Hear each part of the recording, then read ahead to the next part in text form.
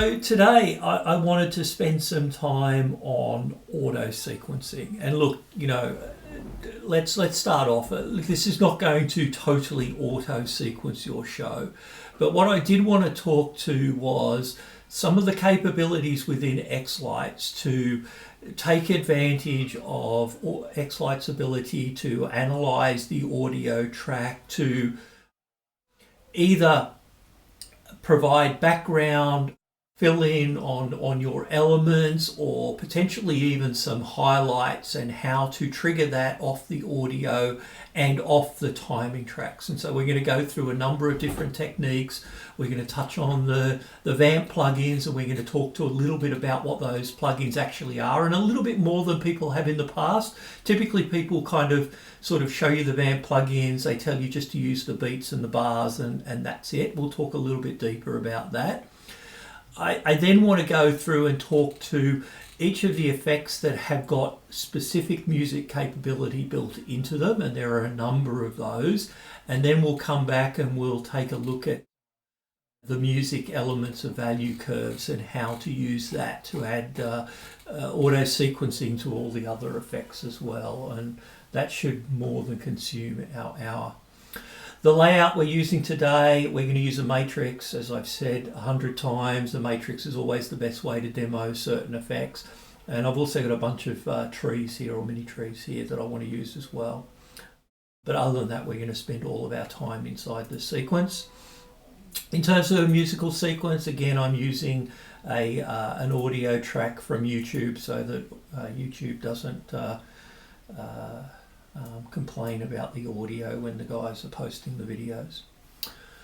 Okay, yeah, what makes a light show amazing is really comes down to a couple of things. The individual control of pixels obviously is an impressive thing to see, but a lot of what makes people really shocked is when your show is timed and well timed to music.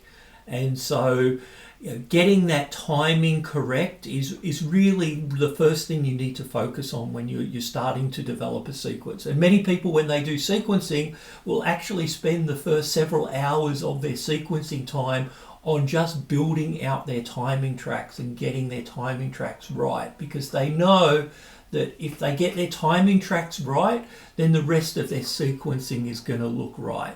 And if they don't get their timing tracks right, then the sequencing is all going to look wrong.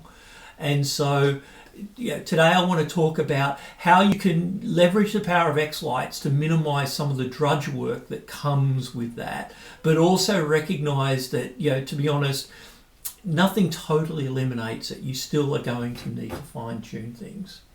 So with our audio track here, let's start with the Vamp plugins. If you didn't install the Vamp plugins when you installed xLights, then I would strongly suggest you go and get the Vamp plugins, download them and install them, because the Vamp plugins, once you start an audio sequence, gives you a bunch of different timing track options that are worthwhile understanding, because they're going to make your sequencing a lot easier.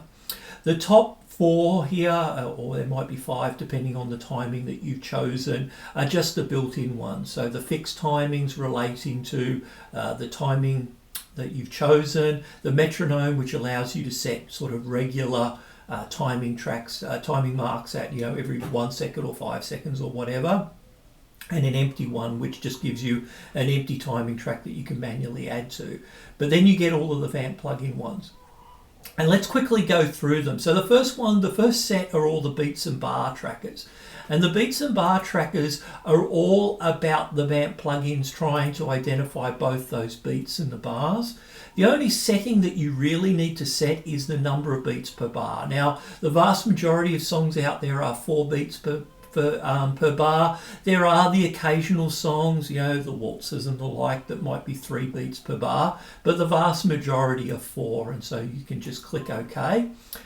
And after the Vamp plugins have analyzed the audio, you'll notice down here that it's just marked the bars. It puts a number in, just representing how many bars into the songs that it is. In this case, it seems to have missed the first bar. So you might want to then go and add another timing mark in here to represent that one. And it's missed one at the end as well. So depending on how the song finishes up, you might want to add one in there as well. Now, are they right? They look pretty good as you zoom in and you look closely at where the beat hits. It's pretty close. I reckon it's probably close enough that you'd be pretty happy with this. You can see the timing's not perfect. That music at the end of the day is done by humans, and as good as people that are musicians are at keeping a beat, etc., they're not perfect, and so you will see small amounts of drift, and you can go and fine tune these things if you want to.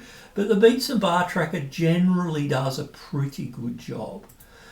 So that was the first one, which was the bars. If you do the beats and the beat count, this is the next one that I think is worthwhile doing, and all it's really going to do, it's the same settings in terms of number of beats per bar.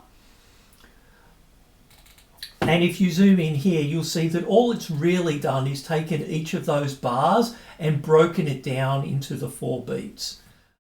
And look, they're very regular. They once it's locked on, it's very regular in terms of its timing. If you've got a song whose tempo changes over time, the Beats and Bar Tracker is probably not going to deal with that very well. Then there's a couple others. The spectral difference. Look, it seems to be the same. I find that it potentially misses the first beat, but I don't think there's any significant difference with beat count, so I wouldn't bother with that. And the beats here is basically going to produce exactly the same result as the previous one. So really, when you look at it, there's really only 2 settings here that make any difference: the bars and the beats, in terms of those 4. The key detector stuff, none of these generate anything useful. The way xLights works with the Vamp plugins is we just show you all the plugins that are installed, but not all of them generate data that's useful for timing marks, and so we should probably remove these key detector ones because they're not interesting.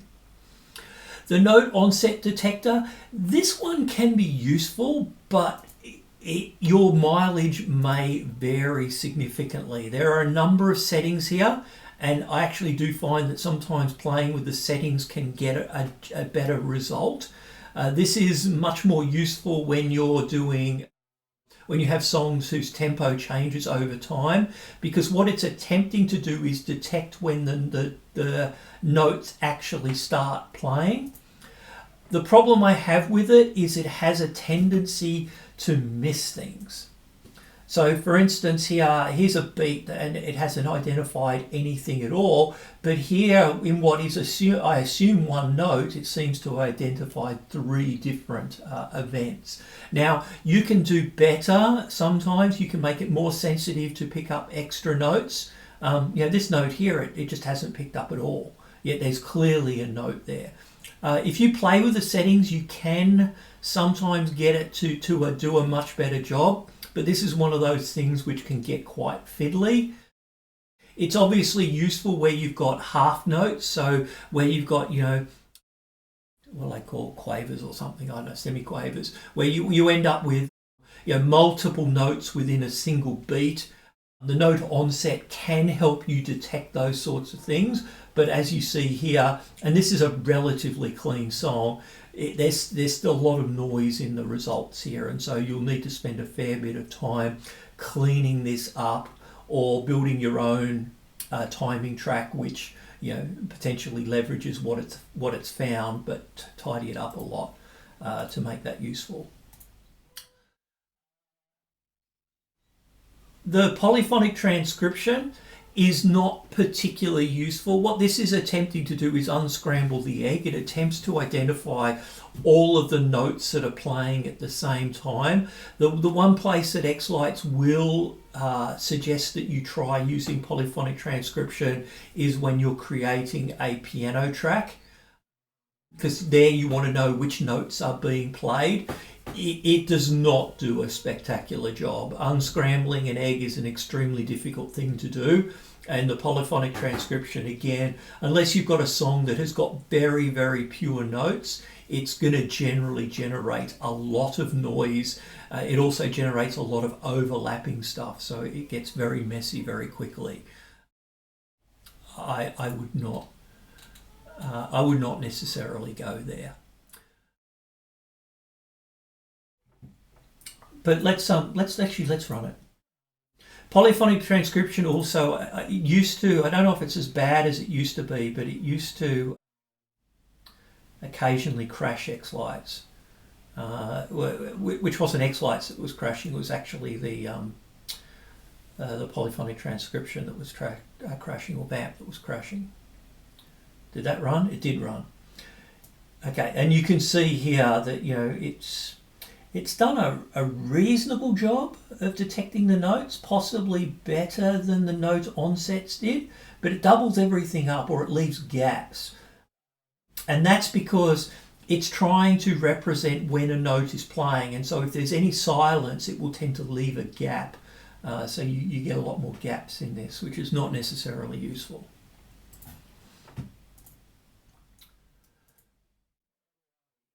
The segmenter doesn't generate anything generally, so I wouldn't bother with that. Tempo and beat tracker, it's very similar to beats. In theory, it tracks changes in pace. In practice, I find that this generally produces results that are a little bit late when you run this. Oh, can't have duplicate names. If you look at the timing track that's generated, you can see that it just seems to be out of whack. Everything seems to be late compared to the beats and bars that we generated. So I don't think that's particularly useful.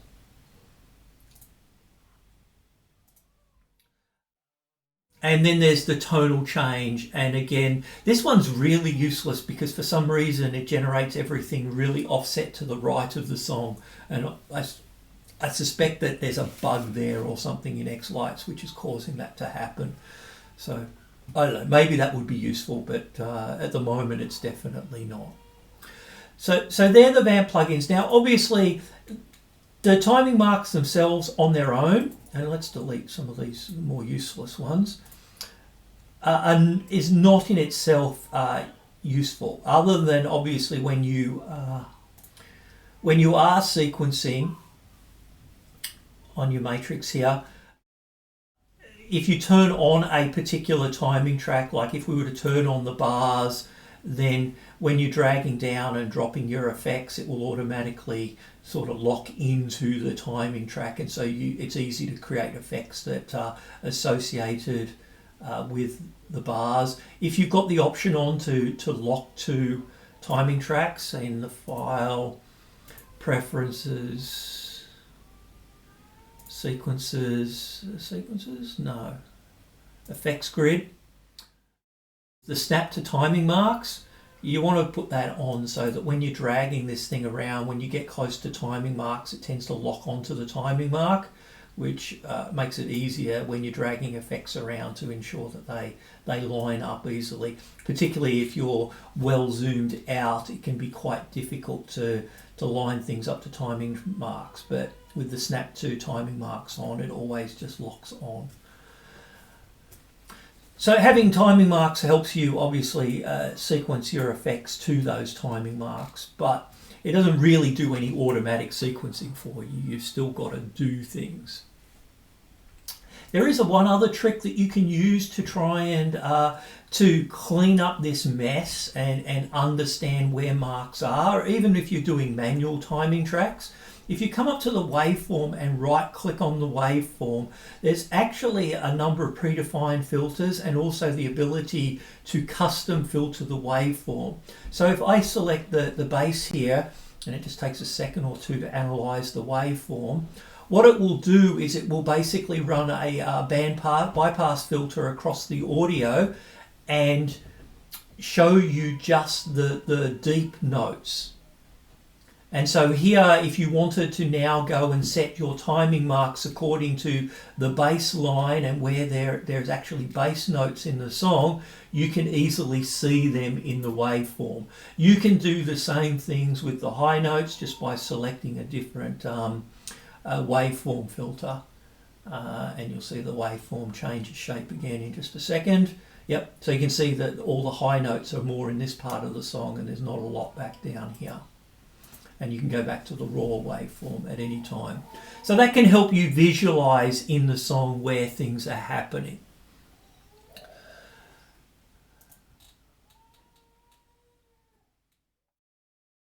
So let's go through and look at some of the effects that are explicitly used, either timing tracks or audio, and get a feeling for what they do and how they use it.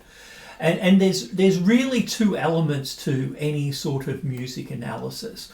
One is the intensity of the music, and you can roughly see the intensity of the music by the height of the bars. Where the bars are really long here, that means the music is quite loud, intense, and where the bars are quite small, the music is quite soft. And so there are some effects that rely on the intensity of the waveform. Now, typically, because waveforms take a non-zero amount of time, because a frame is not an instant, a frame is a gap, in this case 50 milliseconds, xLights will look within that 50 milliseconds and it will take the most intense waveform within, or most intensive spike within that 50 milliseconds when it's doing intensity analysis. So if you've got a very short, sharp spike, it can cause it to look quite high in that particular period. The other type of analysis that xLights will do is a spectrum analysis, where it will do a frequency breakdown using what's known as a fast Fourier transform. It will identify the frequencies and the loudness of each individual frequency within a period. And some of the effects that we'll talk about actually rely on that spectral breakdown of the music at any one point in time. The thing to understand about spectral breakdown of music is it tends to be very sensitive at the high end and very insensitive at the low end. And so we'll show you the spectrogram when we get to the VU meter. And one of the things you'll notice is the bars at the left end tend to be really fat and wide, whereas the bars at the right end tend to be really narrow. And that's a side effect of the algorithm's ability to discern frequencies being quite poor at the low end, but really good at the high end. All right, so let's start with them, and we'll do them in alphabetical order. And the first effect that has music capability here is the fire effect. And it's quite a simple capability. It's purely based on intensity, and it's this grow with music. And so what's happening is the height of the fire is jumping up and down according to the intensity at a particular point in time. A relatively simple use of the music. The next one's the fireworks, immediately after it. And it has two capabilities. The first one is similarly based on the music itself. I'll make this a little bit larger. Come on. It does not like zoom and everything else running. So the first thing you can do is you can fire with the music, and this gives you access to a trigger level. And so the trigger level is the intensity that the music must reach in order for the firework to fire. Right? So the lower you make this, the more often the fireworks are going to fire, because the music is always that intense. But as you move it up towards the high end, it will not fire at all in this particular case, because the music in this section is not particularly intense. So if you just want to have a firework go off on every beat, etc., and your song has got beats which are quite spiky, like most of these are, using the fire with music and the trigger level, etc., can be a way to just have a firework effect automatically just go off every time the music gets loud. If you want to get a little bit more in control, you can control the firing with a timing track. And what this allows you to do is choose a particular, so if we want it to go off on every beat, you can point at the beat timing track, and every time the song hits one of these timing marks on the beats, this one here, a firework is going off. Right, so you can go and define your timing track with all the areas where you want the firework to go off, drag out your firework effect, and then just have them all go off on the beats. No need to create, lots of individual effects to try and drive that. So that's the firework effect. The liquid effect is a little bit different. The liquid effect allows you to control the flow of the liquid. So first of all, let's drop the velocity a little bit, and the flow a little bit, and increase the source size. Come on. All right, so now it's just coming down. You have this flow matches music, and you can do this for each of the nozzles on the music effect. And so if you set the flow matches the music, you can see the flow's quite low, but then when the music gets intense or it hits a spike, we maybe make this a little bit more obvious. Yeah, you can kind of see there it's spurting out, and it's spurting out when it's hitting these spikes in the intensity of the music. And so the flow rate, this setting here, is actually matching the music rather than control. I can set this as high as I want.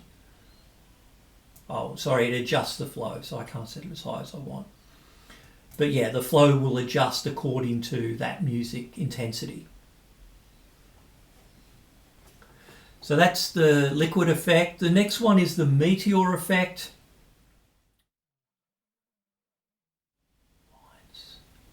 Meteors. With the meteor effect, again, you have this adjust count based on music, and here the intensity is going to control the number of meteors that appear at the top of the effect based on the intensity of the music. So when the music gets louder, more meteors will appear and fall to the bottom of the screen, and when the music gets quiet, you get relatively fewer meteors appearing. It's not a dramatic difference, but it does change things. The music effect itself, this one here, this one's really interesting in terms of it's got a lot of controls. So first of all, up here you have the bars, which controls the number of color bars that appear across the effect. It's effectively a grid of things. Here you've got control over the note range. Now the note range goes from 1 to 127, and it represents the MIDI note range. So a note of 60 is middle C, 80 is just slightly into the ninth octave. The fifth octave. I can never remember. So if you want to widen the range of notes that it's reacting to, you can just widen out those notes. Here's where you're starting to see how the effect to the left-hand side, the bars tend to be a lot thicker and they're a lot thinner to the right-hand side. That's that frequency response issue that I talked about, which is going on. Now the idea of the music effect is effectively it's just drawing one of these coloured bars, which is going from the bottom to the top, and that triggers every time the music in that particular frequency range hits the threshold, which is controlled by this sensitivity. So if I bring the sensitivity down, you'll get a lot more bars. Okay. Now, the amount of time that it takes for the bar to go from the bottom to the top is controlled by how long the song remains above the threshold sensitivity. So if that note is above that threshold sensitivity for a long period of time, then the bar will move relatively slowly.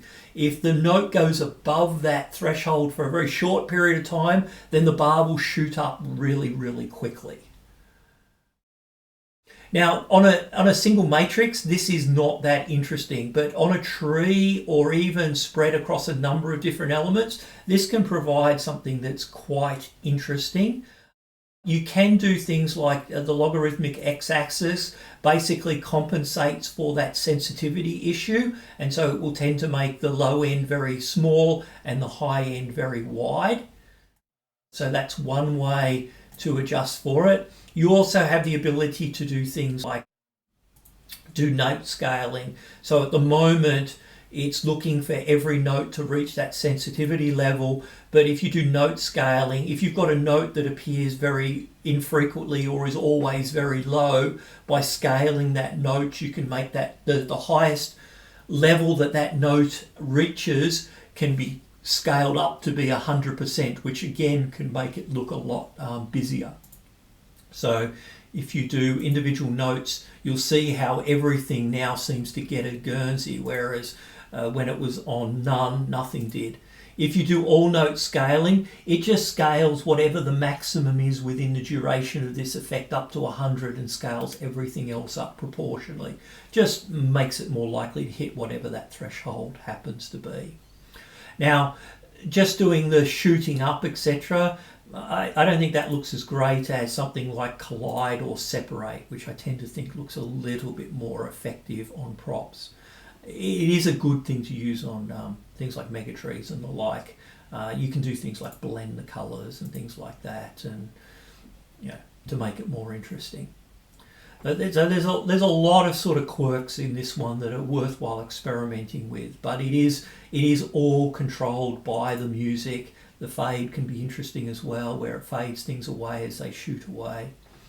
It looks a little bit less static than the other one did. So the music effect is very much driven by the music. The shape effect has, much like the firework effect, has properties down here that allow you to fire the shapes with the music, and by that what it means is it makes the shape appear when the music hits a threshold, and you can do the same thing with the timing track. Again, we can choose the beats, and now as it hits each beat, a shape will appear and expand, just like the fireworks effect did. The strobe effect is the next one. Did I get it right? I didn't get it right. It's this one. No, it's spirograph. Strobe. There we go. Strobe also has a reacts to music, and here the number of strobes is being driven by the intensity of the music. So as the music gets more intense, more strobe lights will appear. As the music dies down, fewer strobe lights will appear. And that brings us to the granddaddy of them all, which is the VU meter effect. The VU meter effect it's got every element of the VU meter effect is driven by either audio or timing track. And this is, I use the VU meter effect extensively as a background filler on things to just make every element look like it's somewhat involved with the music. It's a great way to do that. Now, I'm not going to go through all of these things in detail, but what I am going to do is help you understand the structure. No, Phil, I don't find that the VU meter fails in the second half of the track because I fixed it.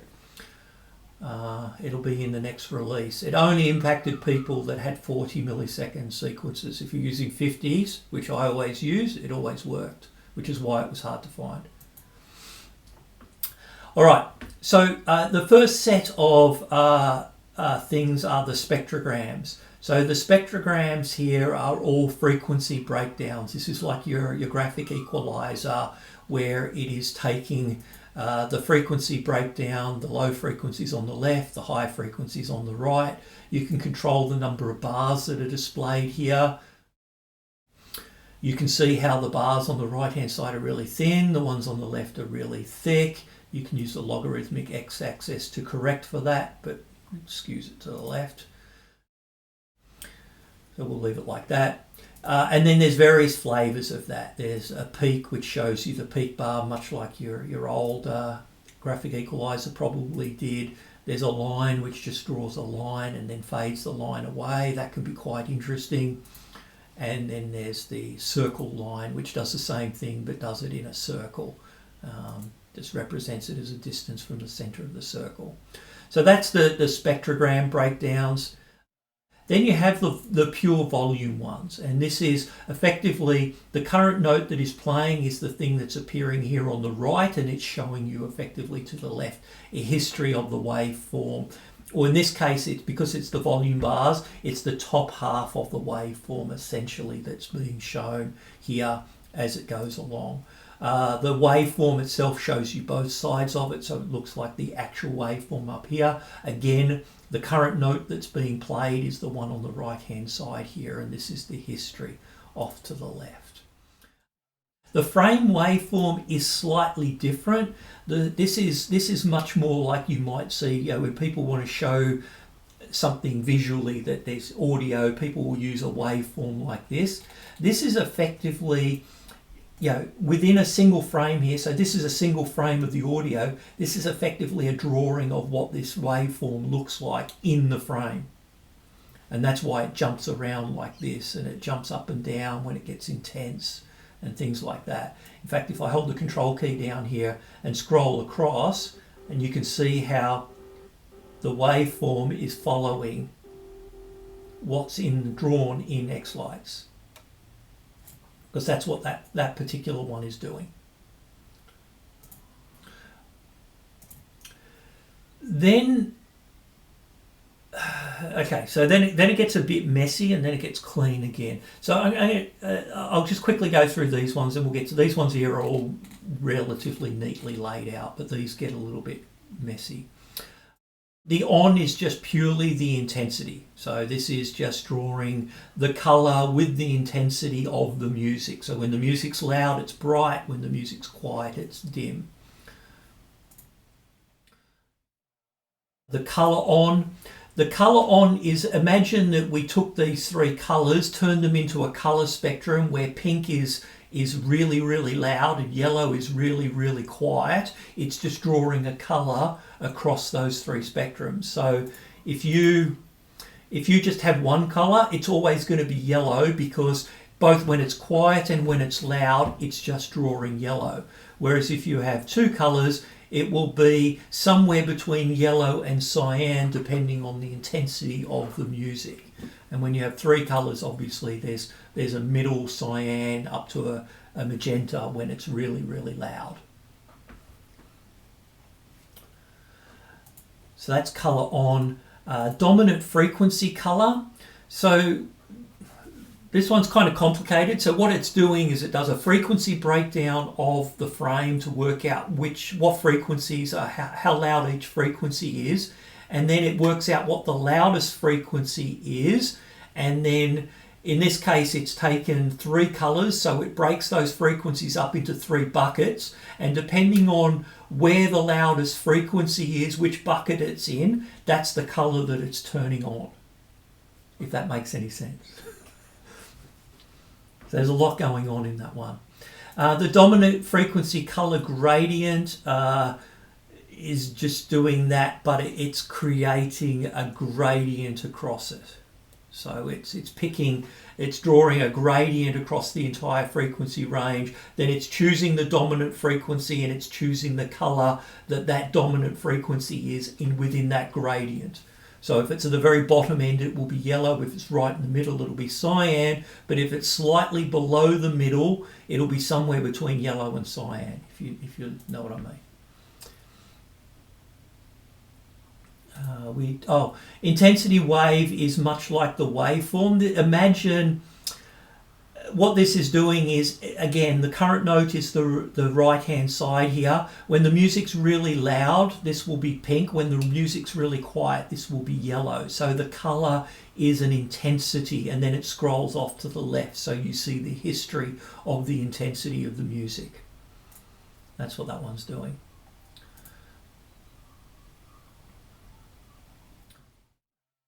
Okay, so this is a pulse. This is this is pulsing the song to the timing track. So whenever it hits a timing track, it will pulse. And in this case, the bars controls how long the pulse will last for. So the longer you set this, the slower the pulse fades. If you set it really short, it's going to just flash at each beat in the timing track. So as it hits each beat, if I hold the control key down, nothing's happening, nothing's happening, nothing's happening. We hit the beat, there's the yellow, and then it fades away over, in this case, 3 frames, and then it goes black again. And if I increase this to 26 frames, right, nothing's happening. Well, there it is, the beat happens, and then for 26 frames, which happens to be more than a beat, you can see it fades away until it hits the next timing mark, and then it goes loud again. So that's what pulse does. The level bar. So the level bar, all the bar effects are actually really useful on the trees. So let's take this up and put it on our group of trees. And I've got 7 trees, so let's set the number of bars to 7. And so what this is going to do, and let's set this to be horizontally stacked. So what this will do is, again, it's based on sensitivity. Oh, we don't need to do that. What this is doing is, whenever the song crosses the threshold, it moves the color along to the next tree. Right, so every time it hits it, it just moves a bar steadily across. And if you were to go back and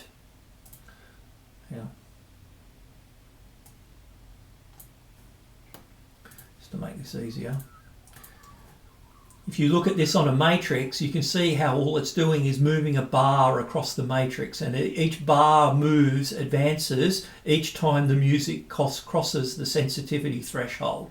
But by putting it onto something like a tree and defining the buffer the way we did, it lights each tree up as it crosses the note. So, when the music's intense, it can jump more. And all of the levels, all of these level ones are all triggered by the level of the music. So they're all going to use this sensitivity to trigger things. The level random bar does the same thing, but instead of the bar moving left to right, it now jumps around randomly, and so a random tree will light up if I put it onto my group of trees. My render style keeps changing. I do need that horizontal stack. The level color just changes the color according to the crossing of the threshold. The level pulse just pulses according to the threshold, and so forth. So you get the idea. These things start to be intersections of each other, and I'm conscious of the time. The timing event bar and the like, these things are quite similar, except in this case you are setting a timing mark and the same thing's happening, except instead of jumping based on the music, it's jumping based on the timing bars. So if you want to have your trees where it switches between each tree on each note, that's what this is doing. Again, one effect, a timing track, and off you go. And all of these timing event things all act based on one of those timing marks. Now, the ones that the sweeps are quite interesting. The sweeps are useful for.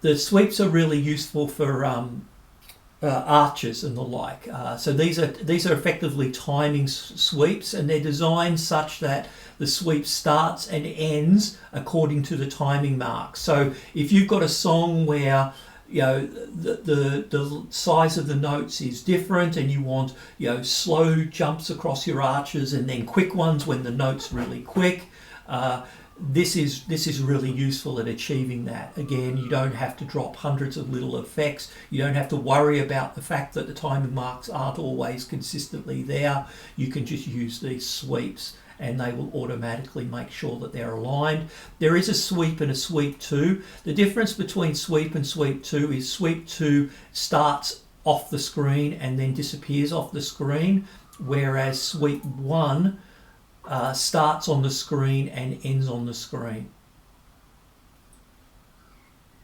So and that's more noticeable when you do alternate. So here's alternate. You can see how it never quite disappears. It's always lit up, whereas sweep 2, it disappears. Oh, no, sorry, it's the other way around. Sweep 1 disappears and sweep 2 doesn't disappear. It always has the same number of pixels lit up. Really, really useful for archers. Probably the best way to sequence archers, assuming that the colors are the color effects are the way you want to do things. You can control the width of the bar, obviously, using this, and the colors you obviously control up in the colors. So that's your timing events. The note ones, all the note ones at the end here, these that look, the note on is exactly the same as the on, but you actually have control over the frequency range that it responds to. So if you only want it to respond to really high frequencies, you can set the note filter down here, and it's only going to look at the high frequencies in the song to react to it. So if you want to have elements that are playing the bass and elements that are playing the treble and the altos, etc., and you want them to all react differently based on the same audio, if you use one of these note elements, you're able to do that. And again, it's largely automatic once you've laid it down. And that's largely it for the VU meter. There's obviously a lot in this thing. Play with the gain, play with the sensitivity, play with the number of bars. It does behave differently in certain situations, so sometimes you want to do that. The slow, the shape one, I didn't show any of those, but there are shapes here. Where are we? Shape, level shape. And what this is doing is it's drawing some sort of shape or star or something. Here, the bars, I think, controls the number of points on the star, whereas the sensitivity controls how big the star gets. And it doesn't have to be filled. It can be emptied. It can be a candy cane, which is pretty lame. The snowflake's pretty lame. The heart's a little better. So you might want to move that up a little bit. But yeah. The VU meter does a lot of stuff with very little sequencing effort. Now, the final thing I wanted to touch on before we wrapped up was the fact that sometime last year, I think it was, we finally added the ability to have music as a value curve. And that allows you to pretty much have any effect respond to the music. So that VU meter on, where the intensity of the effect changes according to music, can now be achieved using a value curve here. If you come in here and choose music and click OK, you can see that this on effect is now behaving exactly like our VU meter on effect did. In this case, the transparency is changing. You could put the same thing up onto the brightness value curve if you wanted to, but it's reacting to the music. And in fact, the value curve here actually gives you some additional things because you can actually invert it to the music. So this will be dark when it's loud and light when it's quiet. So you can do that as well. And there is also some timing track elements in here as well. Music trigger fade. So music trigger fade has a threshold. So it's a bit of a pain compared to VU meter because you've got the trigger threshold in here and you've got the fade frame. So you get to decide at what intensity it's going to trigger and then how many frames it's going to fade over. So obviously anything more than 20 is going to be a bit. But here, when the threshold's hit, it lights up and then it fades away. And obviously if the threshold is hit for several frames in a row, it will hold itself bright. But again, you can achieve something very similar to what you're achieving with VU meter. It obviously gets more interesting when you do something like, I don't know, let's drop a pinwheel down, right? And you throw the twist, and you say, look, I'm going to do that on a music trigger fade. And so now it twists and untwists according to the music intensity.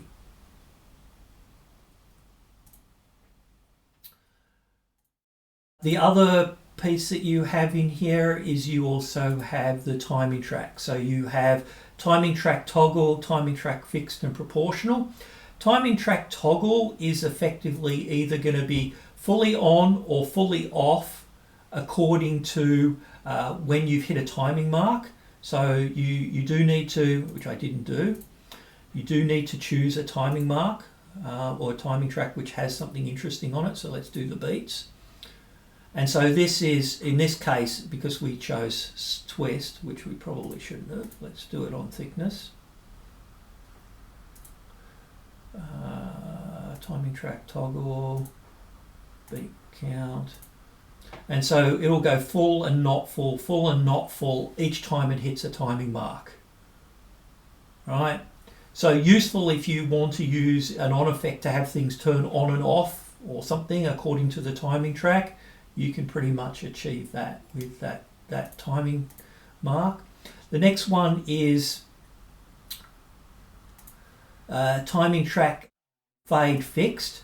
So this is going to use this frame setting here to decide over how many frames a particular thing will fade. I didn't choose a timing track again. Keeps defaulting. So you can see here each timing mark it goes full and then it progressively downsizes, but that is a fixed progression. It's not variable. If the timing marks were different sides apart, and you can actually see that actually. If I go to, let me go back to our on effect. Let's drop it on a tree. Let's music trigger fade. No, we want timing track fade fixed over 10 frames. Choose our beat. Okay, all right. And if I drill into this so you can actually see the data, you'll see how the fading is fixed. And if I change this to, let's say, the polyphonic transcription timing track, which is a little bit more variable, the rate of fade on the short timing tracks versus the long timing tracks is not really different. It takes the same amount of time. Whereas if you use proportional, timing track fade proportional, and we do it on polyphonic transcription, you'll see that where the timing marks are quite short, it fades very quickly, whereas the timing tracks are long, it fades over a long period of time. And so that's the difference between fixed and proportional in how that is applied. But you can see how with the power of using the music or the timing track value curve elements, pretty much any effect can respond automatically to the music. And save you having to, in some cases, do things manually. It used to be that if you wanted arches to bounce backwards and forwards, you would drop lots and lots and lots of single strand effects or the lots and lots of morphs down. With the VU meter, or in this case, the value curve timing things, you're basically able to drop one effect down, tie it to the music, tie it to the timing track, and cover a significant portion of the song, and that's that element sequence, or maybe the background of that element sequenced, and then you'll throw something on top of it for the highlights or whatever else it is that you want to achieve. So I'm conscious of the time, and that leaves us about 10 minutes, and Sam was giving me a hard time earlier about making sure I left time for people to ask questions. So are there any? I got a question. Yeah. Assuming that you're on a PC and you load the Queen Mary into the xLights, you save a timing sequence that and then you use a different computer, say Mac, and go into that file of xLights, what will happen to the settings? Will the soundtrack be there, or the? So the timing track will be there. Once you've used the Vamp plugins to generate the timing track is an xLights thing. It's no longer a Vamp thing. So you don't need the Vamp plugins installed on on both computers if you don't want to. Okay, now all the settings will still be there on the Mac? Which settings do you mean? You mean all the... Once you've been playing with the intensity, the waveforms for the last... Yeah, everything else will be there. The only thing that won't be there is when you right click on this, it'll look like this. Hang on. If you go onto a machine that doesn't have the Queen Mary plugins installed,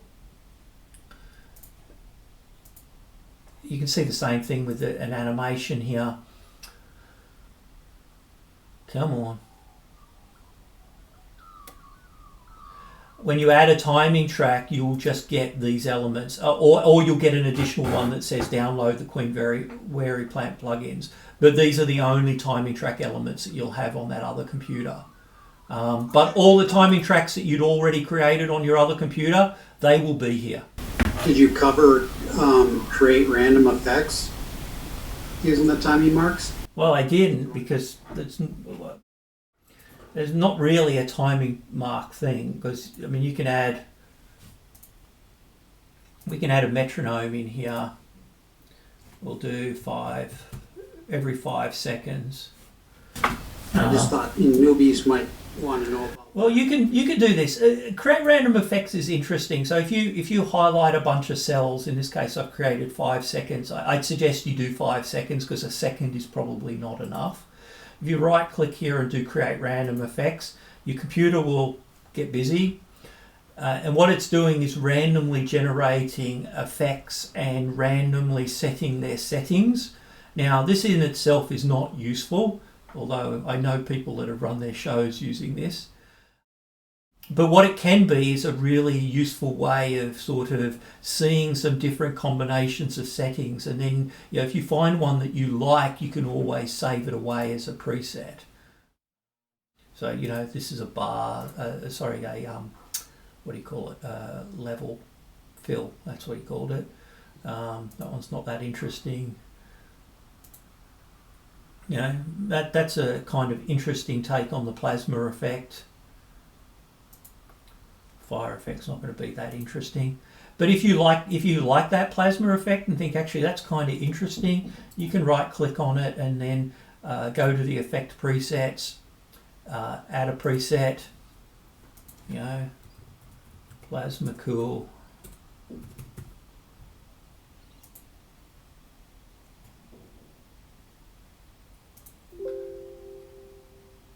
Right, and there's the effect saved, and then you can go and apply it. So you can come down to this tree down here and go back to those effect presets and say, yeah, that's the effect I want. Double click on it, and it's now applied it. So there's that effect. You can use random effects. Does it layer when you do a random? Well, yes and no. If I create 2 layers on this particular tree here and do create random, it will go and fill all of those layers in. So is that layering effects? Well, yeah, I guess it is. Again, it doesn't guarantee that it's going to look any good, but there's shapes on top of a galaxy. There's fill on top of, what's that? Shimmer. That's not going to look great. Shapes on top of fireworks. Man, it'll look great. But yeah, it'll do that.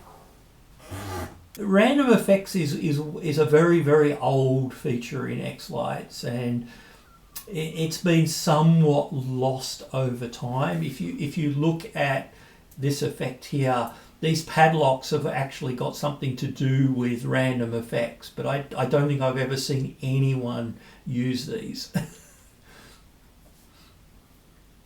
But you can do things like you can limit which effects are chosen. So if you go to File, Preferences, waiting, and go to random effects, you can come in here and say, yeah, don't include those effects. I don't want butterfly, it always looks the same, or I don't want life because that's a silly effect, and so forth. And that just limits the effects that might get chosen, so you'll get less variety, but maybe more variety in the settings on a smaller number of different effects. Can you download QM Vamp plugins on a Mac? You can. Random effects is on the right click menu. So select a bunch of cells. You need a timing track selected. Select a bunch of cells. Right click and download. The Vamp plugins on a Mac, if you right click and add timing track, you may be able to get to the link that way. There will be a download Queen Mary Vamp plugins and it should take you directly there. Failing that, I'm not sure. I'm not close to the Mac version.